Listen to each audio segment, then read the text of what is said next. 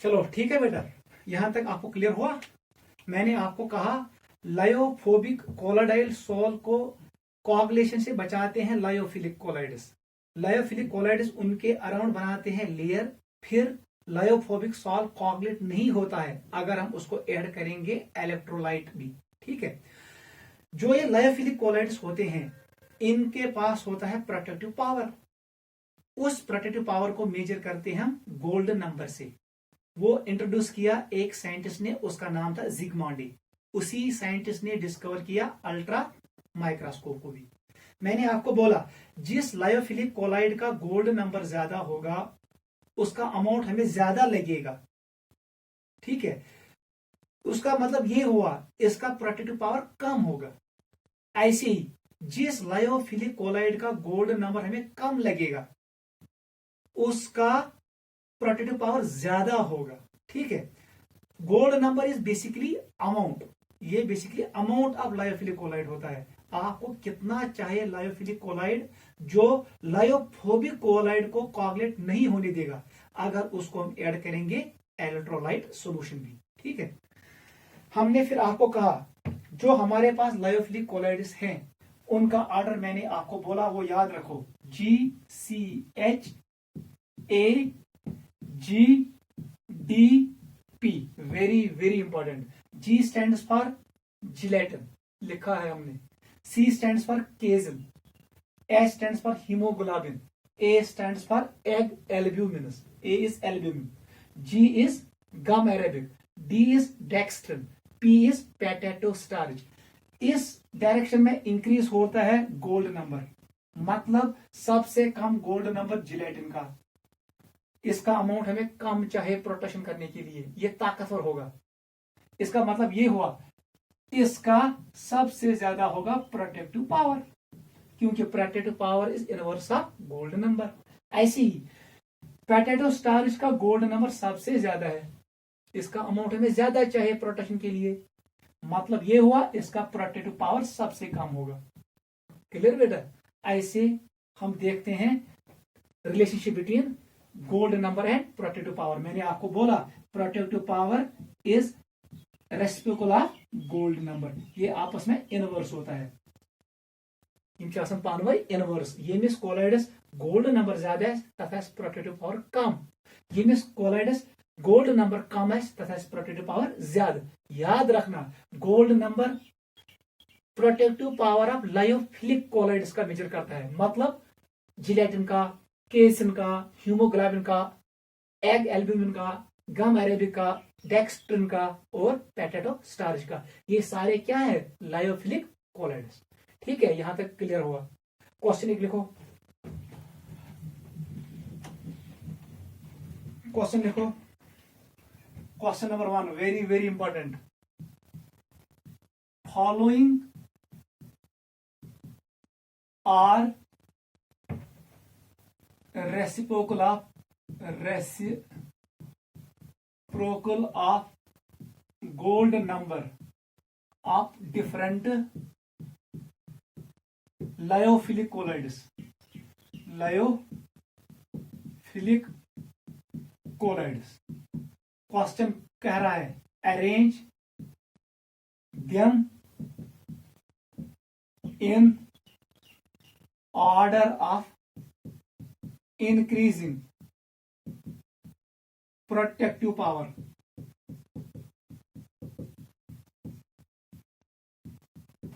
जिसका protective power कम उसको पहले रखो और जिसका प्रोटेक्टिव पावर सबसे ज्यादा उसको बैग में रखो, इंक्रीजिंग ऑर्डर में लगाओ। ठीक है, ये पहला लायोफिलिक कोलाइड है, इसका वैल्यू है 10, इसका है 20, सी का है 15 और डी लायोफिलिक कोलाइड है, इसका वैल्यू है 25।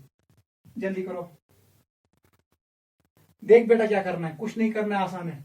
फॉलोइंग आर रेसिप्रोकल, ये क्या है? रेसिप्रोकल ऑफ गोल्ड नंबर, मतलब इट इज प्रोटेक्टिव पावर। मैंने कहा ना reciprocal of gold number is protective power, ये प्रोटेक्टिव पावर ही है। बताओ किसका प्रोटेक्टिव पावर कम है? सबसे कम ए का है, ए का कम, इससे ज्यादा सी, सी से ज्यादा बी, सबसे ज्यादा आएगा डी का। अगर क्वेश्चन होगा डिक्रीजिंग ऑर्डर में लिखो, तो फिर इसका रिवर्स करना है, ठीक है, नोट करो। क्लियर? ऐसे क्वेश्चंस आपको नीट में आएंगे, ठीक है। एक और क्वेश्चन करो, क्वेश्चन नंबर 2। देख क्वेश्चन क्या है बेटा, मेरे पास है 100 ml गोल्ड सॉल्यूशन है मेरे पास, which is 100 ml colloidal solution of gold. इसमें जब मैं ऐड करता हूं, when I add 1 ml 1 ml of 10% NaCl solution, जब मैं इसको ऐड करता हूं तो ये कोआगुलेट होता है। अब मैंने क्या किया, अब मैंने इसमें ऐड किया स्टार्च। स्टार्च का अमाउंट जो मैंने ऐड किया, वो मैंने अमाउंट जो ऐड किया वो मैंने ऐड किया 0.25 ग्राम। मुझसे क्वेश्चन पूछ रहा है what is gold number of starch. Starch का गोल्ड नंबर बताओ। क्वेश्चन समझ आ रहा है कि नहीं? हमारे पास गोल्ड सॉल्यूशन है, इसको मैंने ऐड किया 0.25 ग्राम स्टार्च। जैसे ही मैंने इसको ऐड किया, फिर मैंने डाला यहां से 1 ml 1 ml of 10% NaCl solution. यहां पर कोआगुलेट नहीं हुआ गोल्ड सॉल्यूशन। मेरा क्वेश्चन ये है what is gold number of starch. समझ आवा सवाल? मेनिश ओस गोल्ड सॉल्यूशन मे कोर ऐड 0.5 ग्राम स्टार्च, ये गई कोआगुलेट क्या यम साथ में add core 1 ml of 10% NaCl solution. सवाल मे वन यह स्टार्च सॉल्यूशनस इस लायोफिलिक सॉल्व अत कोता गोल्ड नंबर। सिंपल क्वेश्चन है। देख बेटा, कल मैंने आपको अभी मैंने दिखाया आपको फार्मूला। बताओ फार्मूला क्या है गोल्ड नंबर की? सॉल्यूशन लिखो। Gold number it is weight of lyophilic colloid in milligrams, volume of lyophobic salt gold salt in ml into 10। बस कहानी खत्म, इतना ही करना है। देख बेटा, खुद करना। ये ग्राम में दिया है, इसको कन्वर्ट करना है मिलीग्राम में। जब मिलीग्राम में कन्वर्ट करोगे तो ये बनेगा 250। नीचे ml में होना चाहिए, यहां पर गोल्ड सॉल्यूशन ml में ही है, यहां कुछ कन्वर्ट मत करो, स्ट्रेट लिखो 100 और फार्मूला का 10 से 10 ये काट, इस सिपर से ये सिपर काट, मुझे मिलेगा सिर्फ 25। मतलब gold number of starch is 25। Note करो जल्दी। ऐसे क्वेश्चंस आपको मिलेंगे बुक में, ऐसे ही करना, बहुत आसान है। मेन फार्मूला ये है, मास्टर फार्मूला ये है, लायोफिलिक का वेट होना चाहिए मिलीग्राम में, और जो ये गोल्ड सॉल्यूशन है उसका वॉल्यूम होना चाहिए ml में। 10 फार्मूला का होता है, 10% गोल्ड सॉल्यूशन 10% NaCl सॉल्यूशन, ये 10 वही से आया। फिर इसमें पुट करो, आंसर निकालो। ये नंबर होता है, इसलिए मैंने लिखा 25। कोई यूनिट शो नहीं करना, ठीक है? क्लियर? ये हुआ प्रोटेक्टिव कोलाइड के बारे में, जो आपको याद रखना पड़ेगा नीट के लिए, ठीक है? टॉपिक का नाम डालो emulsion. Next topic is emulsion. Emulsions ये भी बहुत आसान है, बुक से भी पढ़ सकते हो, बहुत आसान है। इमल्शन क्या होता है? बेसिकली हमारे पास है कोलोडाइल सॉल्यूशन, इसमें 2 फेजेस होते हैं because it is heterogeneous in nature. Emulsion is also heterogeneous in nature. एक होता है डिस्पर्शन फेज, दूसरे का नाम होता है dispersion medium.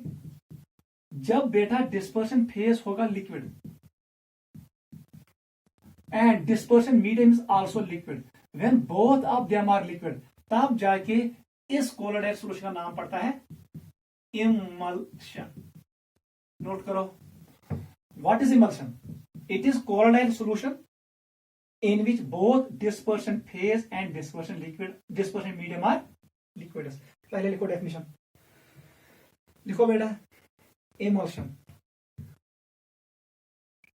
it is a colloidal solution, it is a colloidal solution in which both dispersion phase and dispersion medium are liquids। in which both dispersion phase and dispersion medium are liquids. याद रखना ये होता है heterogeneous colloidal solution in which both dispersion phase and dispersion medium are liquids. याद रखना. अब देख जो ये लिक्विड है और ये लिक्विड ये होने चाहे, याद रखना these liquids should be partially miscible. Either they should be partially miscible or they should be completely immiscible. याद रखना ये इंपॉर्टेंट कंडीशन है. वही दो लिक्विड्स बनाएंगे इमल्शन जो पार्शियली मिसिबल होंगे या completely immiscible. Best example is one should be water, another should be oil. अगर ये 100% मिसिबल है तब जाके हमें इमल्शन नहीं मिलेगा. This is the condition, note करो. क्लियर? इसीलिए हम ये भी कह सकते हैं emulsions are liquid mixtures which are immiscible. These are liquid mixtures which are immiscible. ठीक है, वो immiscible होते हैं. जब हम उनको शेक करते हैं तब जाके हमें मिलता है एक लिक्विड दूसरे में डिस्पर्स हो जाता है और हमें मिलता है इमल्शन. यही वजह है अगर हम किसी इमल्शन को रखेंगे for 1 or 2 hours it will separate into 2 liquids. एक लिक्विड अलग हो जाएगा, दूसरा भी अलग हो जाएगा, because it is made of 2 immiscible liquids. Emulsions separate into 2 liquids on keeping them for long time. जब हम इसको रखेंगे 1-2 घंटे के लिए ऐसे ही तो इमल्शन ब्रेक होता है into 2 liquids. क्लियर? अब देखो इंपॉर्टेंट पॉइंट याद रखना. ये हुआ सेकंड पॉइंट. जो ये डिस्पर्शन फेज होता है इसके जो पार्टिकल्स होते हैं, याद रखना इन केस ऑफ इमल्शन इनका साइज स्लाइटली बड़ा होता है. They are slightly larger in size. Dispersion phase particles of emulsions are slightly larger than normal colloidal dispersion phase particles. याद रखना यही वजह है आप इनको देख सकते हो नेकेड आई से. They can be seen by naked eye और they can be easily seen through microscope. आप माइक्रोस्कोप से, सिंपल माइक्रोस्कोप से इनको देख सकते हो. Otherwise we can not see this molecules naked eye. ठीक है, अगर साइज इनका छोटा होता है. यही पॉइंट याद रखना. लिखो the dispersion phase particles have size slightly large than normal dispersion phase particles of colloidal solution. याद रखना यस नॉर्मल कोलोडाइल सोल्यूशन आसान तथ मज पार्टिकल साइज आसान कम. इमल्शन वीज आसान, emulsion is also a colloidal solution, मगर इस वक्त पार्टिकल का साइज जो डिस्पर्शन फेज पार्टिकल होता है उसका साइज थोड़ा बड़ा होता है. आप उसको नेकेड आई से देख सकते हो या सिंपल माइक्रोस्कोप से देख सकते हो. आपको अल्ट्रा माइक्रोस्कोप यूज करने की कोई जरूरत नहीं है. यही पॉइंट इंपॉर्टेंट है. द डिस्पर्शन फेज पार्टिकल्स का, किसका, इमल्शन का, हैव साइज स्लाइटली, थोड़ा बड़ा होता है, slightly large than normal dispersion phase particles of colloidal solution. Note करो, इंपॉर्टेंट है. इसकी वजह से ये लाइट स्कैटर करेगा. ठीक है, मतलब emulsion will show Tyndall effect. Tyndall effect याद रखना. It will show Brownian motion. Brownian motion वो भी शो करेगा. इमल्शन पे होता है नेगेटिव चार्ज. याद रखना emulsion contain negative charge. Colloidal particles of emulsion contain negative charge. वो कोगुलेट हो सकते हैं, दे कैन अंडरगो कोगुलेशन. ये पॉइंट भी याद रखो. मतलब emulsions show all properties which are shown by colloidal solution. Basically emulsion is a colloidal solution. Yes property colloidal solutions हावन सो है सन इमल्शन ते वन. ठीक है, प्रॉपर्टी क्या था, Tyndall effect, Brownian motion and coagulation. Because emulsion particles contain negative charge, they can undergo coagulation. Note करो. Clear? ये इंपॉर्टेंट पॉइंट है इमल्शन के बारे में। अब देखो बेटा,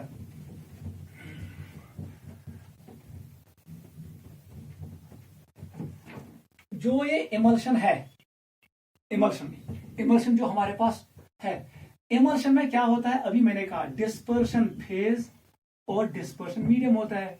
डिस्पर्शन फेज लिक्विड है, डिस्पर्शन मीडियम लिक्विड है। Very very important. Let us take an example. ये लिक्विड में मानूंगा water, it is water. This liquid I will take as oil. ठीक है बेटा? अब देख, ये दोनों इमिसिबल है, इनके दरमियान होगा यहां पर टेंशन होगा, फेसों के बीच में टेंशन होगा, उसका नाम है इंटरफेशियल टेंशन। इंटरफेशियल टेंशन होता है। ये कहां पर होता है? It is present between two liquid phases, क्योंकि ये दो लिक्विड इमिसिबल है। क्लियर? इंटरफेशियल टेंशन बनाता है इमल्शन को unstable. Emulsions are generally unstable, ये अनस्टेबल होते हैं। अब अगर हमें इमल्शन बनाना है तो हमें इस इंटरफेशियल टेंशन को डिक्रीज करना है। We have to decrease this, इसको डिक्रीज करो, तब जाके बनेगा इमल्शन।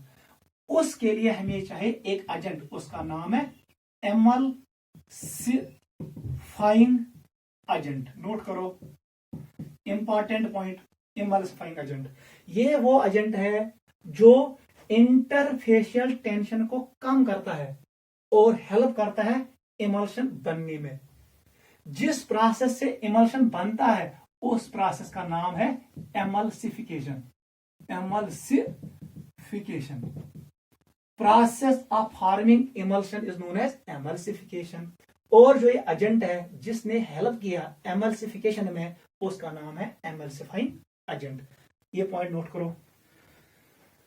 एमल्सिफाइंग एजेंट आर दो substances, emulsifying agent are those substances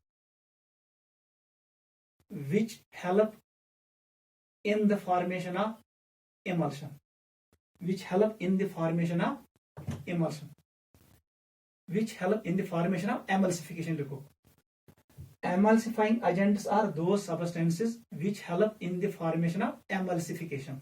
जो emulsification में help करेंगे उन एजेंट्स का नाम है, उन सबस्टेंस का नाम है एमल्सिफाइंग एजेंट्स। पॉइंट नंबर 2 लिखो, very very important. Emulsifying agent का इंपॉर्टेंस है क्या? लिखो, they decrease interfacial tension and make emulsion suitable. यही पॉइंट नीट में आता है। What is role of emulsifying agent? ये इंटरफेशियल टेंशन को, जो वहां पर फोर्स होता है, रिपल्सिव फोर्स होता है दो फेजेस के बीच में, उसको ये कम करता है। जब ये कम करेगा उस फोर्स को, तब जाके ये वाटर और ऑयल के बीच में इंटरेक्शन होगी, उसकी वजह से एमल्सिफिकेशन होगा। जब एमल्सिफिकेशन होगा तो मुझे मिलेगा इमल्शन।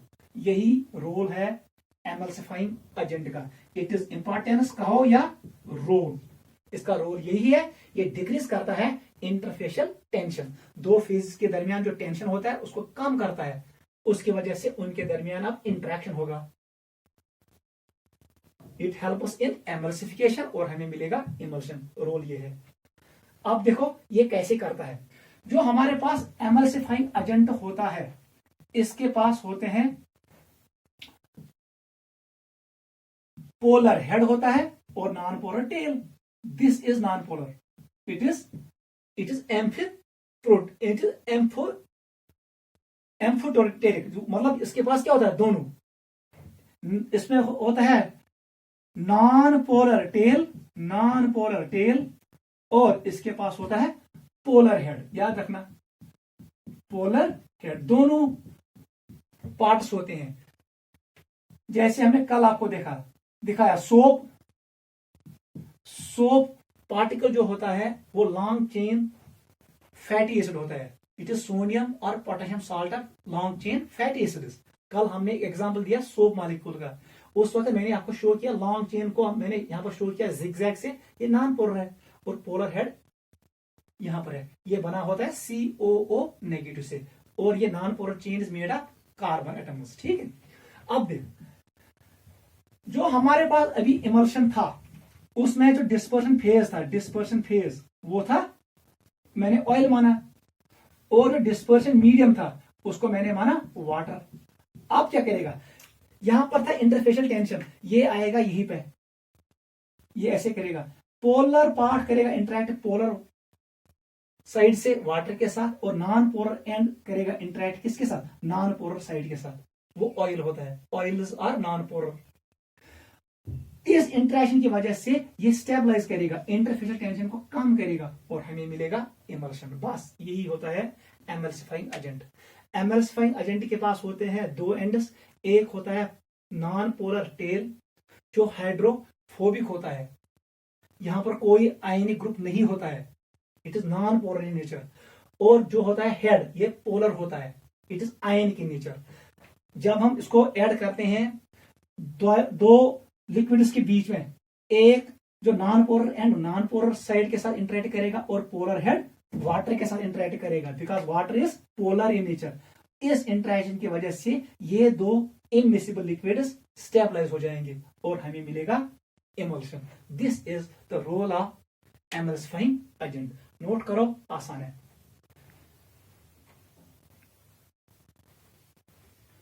ये गो क्लियर, एमल्सिफाइंग एजेंट यो रोल, ये part non polar and polar and, polar कर वाटर से इंटरेक्ट, नॉन पोलर कर ऑयल से इंटरेक्ट, ये कर स्टेबलाइज, ये कर इंटरफेशियल टेंशन कम, ये कर हेल्प इन एमल्सिफिकेशन, तो एस मिली इमल्शन। ये है रोल एमल्सिफाइंग एजेंट का। ठीक है, टॉपिक का नाम डालो, types of emulsion, types of emulsion, topic का नाम डालो टाइप्स ऑफ इमल्शन। हमारे पास जो इमल्शंस हैं इनके दो टाइप्स हैं, इमल्शन हमें पढ़ना है types,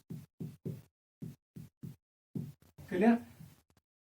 first is oil in water, इसको हम शो करते हैं ऐसे O/W type. Second is water in oil, इसको शो करते हैं W/O type. It is water in oil type, it is oil in water. ठीक है बेटा, देख बेटा, डिस्पर्शन फेज यहां पर है oil, it is dispersion phase, यहां पर वाटर एक्ट करता है डिस्पर्शन मीडियम, डिस्पर्शन मीडियम ज्यादा होता है, यहां पर वाटर ज्यादा है इन दिस इमल्शन। जो ये वाला इमल्शन है यहां पर वाटर एक्ट करता है डिस्पर्शन फेज, ऑयल एक्ट करता है डिस्पर्शन मीडियम, मतलब यहां पर परसेंटेज प्रपोर्शन ऑयल का ज्यादा होता है, वाटर का कम होता है, तब जाके ये बनता है वाटर इन ऑयल। इस वाले में क्या होता है, वाटर ज्यादा होता है लेकिन ऑयल कम होता है। अब अगर एक काम हम करेंगे, हम इस वाले इमल्शन में परसेंटेज ऑफ ऑयल बढ़ाएंगे, तब जाके यहां पर ऑयल ज्यादा बनेगा, ये कन्वर्ट हो जाएगा इस वाले इमल्शन में। You can interconvert these two emulsion types by changing proportion of water and oil. ठीक है, देख बेटा एग्जांपल लिखो, ये है definition. In this case oil acts as dispersion phase, water acts as dispersion medium. इसकी definition क्या है, डिस्पर्शन फेज कौन है, वाटर, डिस्पर्शन मीडियम कौन है, ऑयल। खुद लिखना, एग्जांपल्स देखो, इंपॉर्टेंट वही है। यहां इंपॉर्टेंट एग्जांपल ये है, नाइट्रोबेंजीन इन वाटर। नाइट्रोबेंजीन का स्ट्रक्चर ये होता है, इट इज बेंजीन, ऊपर होता है NO2 group, it is nitrobenzene in water. ठीक है, सेकंड एग्जांपल देखो, milk. Milk is the best example, ये आता है एग्जाम में। तीसरी एग्जांपल याद रखो, वैनिशिंग क्रीम्स, वैनिशिंग क्रीम।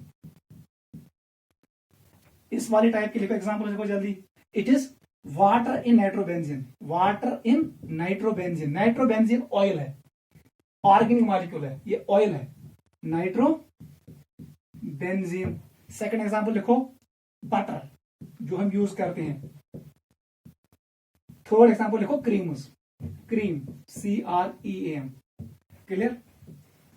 सबसे इंपॉर्टेंट जो अब मैं आपको दिखाने जा रहा हूं वो नीट में आएगा, उसको दिमाग में रखना। एमल्सिफाइंग एजेंट कौन हम यूज करते हैं इस वाली इमल्शन में, ऑयल इन वाटर टाइप में, और which type of emulsifying agent we use in case of water in oil type. पहले इसके लिए लिखो, प्रोटीन्स, गम्स, गम हम यूज करते हैं, और हम यूज करते हैं सोप, चाहे वो आर्टिफिशियल है और नेचुरल। याद रखना सोप, उनके सोप मॉलिक्यूल में होते हैं दो ends, polar head and non polar tail. ये 3 एग्जांपल याद रखना। इसके लिए एग्जांपल याद रखो, हैवी मेटल आयंस ऑफ, ऐसे लिखो, fatty acids of heavy metal ions. ये पहला एग्जांपल है, fatty acids of heavy metal ions. Second example लिखो, long chain alcohols, alcohol basically हम यूज करते हैं, long chain alcohols. Third example याद रखना, इट इज लैंप ब्लैक। ये 3 हम यूज करते हैं, फर्स्ट, सेकंड एंड थर्ड। यहां पर ये 3 याद रखना, protein, second is gum, third is soap. Note करो, दिस इज डिफरेंस बिटवीन। अब देख, अगर हमें इमल्शन को ब्रेक करना है, तब जाके आपको एमल्सिफाइंग एजेंट को डिस्ट्रॉय करना है। जब वो डिस्ट्रॉय हो जाएगा, दोनों लिक्विड सेपरेट हो जाएंगे, तब जाके इमल्शन का नाम पड़ता है डी एमल्सिफिकेशन। इट इज डीएमल्सिफिकेशन, ऐसे लिखूंगा, डी एमल्सिफिकेशन। लिखो, D emulsification,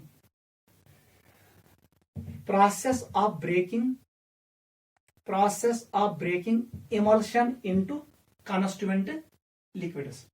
Process of breaking emulsion into constituent liquids is known as de-emulsification. ये हम कैसे करते हैं? फ्रीजिंग से करते हैं। फ्रीज करने से होगा, हीटिंग से होगा, ये एडिंग केमिकल, जब हम केमिकल ऐड करेंगे तब जाके क्या होगा, ये केमिकल डिस्ट्रॉय करेगा किसको, एमल्सिफाइंग एजेंट को। जब वो खत्म हो जाएगा तो 2 लिक्विड अलग अलग हो जाएंगे। नोट करो। लास्ट में एप्लीकेशंस ऑफ इमल्शन। देख बेटा, आसान है। First application is emulsion concept हम यूज करते हैं फ्रॉथ फ्लोटेशन के दौरान, during metallurgy, when sulphide ores are concentrated. उन सल्फाइड ओर को हम पुट करते हैं पाइन ऑयल में, वहां पर एक प्रोसेस होती है, उसका नाम है फ्रॉथ फ्लोटेशन प्रोसेस। वहां पर हम कंसेप्ट ऑफ इमल्शन यूज करते हैं। It is used in case of metallurgy. Second कहां पर यूज करते हैं हम, कल मैंने आपको सिखाया क्लीनिंग एक्शन ऑफ सोप कैसे ड्रट को क्लीन करता है, वहां पर भी इमल्सिफिकेशन का कंसेप्ट यूज होता है। थर्ड कंसेप्ट कोगुलेशन, जो हमारे पास ये होता है, जो अक्सर हम यूज करते हैं, मिल्क, बटर, ये सारा क्या होता है, ये इमल्शन है। ऐसी मेडिसिन में हमारे पास विटामिन B12 के सप्लीमेंट्स आते हैं, या हमारे पास होता है कॉड लिवर ऑयल, वो सब इमल्शन होता है। मतलब हम इसको यूज करते हैं मेडिसिन में, इसको हम यूज करते हैं क्लीनिंग एक्शन ऑफ सोप में, इसको हम डे टू डे लाइफ में यूज करते हैं बटर घी फॉर्म में, और during metallurgy, during concentration of sulphide ores, वहां पर भी हम कंसेप्ट ऑफ इमल्शंस यूज करते हैं। इतना काफी है, नोट करो। टॉपिक का नाम डालो, जल। टॉपिक का नाम डालो, जल। व्हाट इज जल? देख बेटा, जल क्या होता है, ये भी कोलोइडल सॉल्यूशन है। It is again colloidal solution, मगर यहां पर डिस्पर्शन फेज होता है liquid, it is liquid, and dispersion medium is, it is solid. बस डिस्पर्शन फेज होता है लिक्विड, डिस्पर्शन मीडियम होता है सॉलिड। जो ये बनता है इसी का नाम पड़ता है जल। जल is a colloidal solution in which dispersion phase is liquid and dispersion medium is solid. Process of forming of जल इज नोन एज जेलेशन। इस प्रोसेस का नाम है जेलेशन। बस बहुत आसान है। जल के 2 टाइप्स हैं, एक का नाम है elastic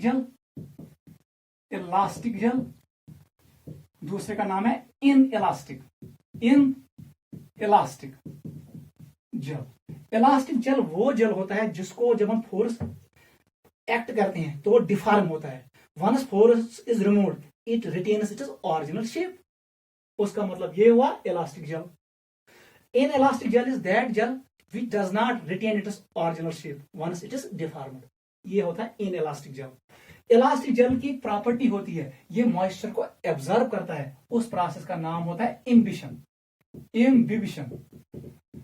elastic gel show imbibition property, that is they absorb water और मॉइस्चर, ठीक है। While inelastic gels do not show इम्बिशन।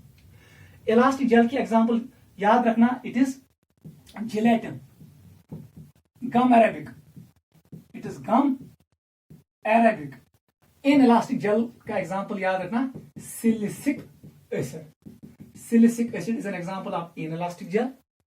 ये रिजिड होता है। Once it is dehydrated it becomes rigid in nature. फिर वापस से रिहाइड्रेट नहीं होता है। इलास्टिक जेल डिहाइड्रेट अगर हो जाएगा फिर अगेन वो रिहाइड्रेट हो जाएगा, ठीक है। लेकिन ये inelastic gel is rigid in nature. इसका एग्जांपल लिखो सिलिसिलिक एसिड। इलास्टिक जेल का एग्जांपल लिखो gelatin and gum arabic. Note करो, काफी है जेल के बारे में।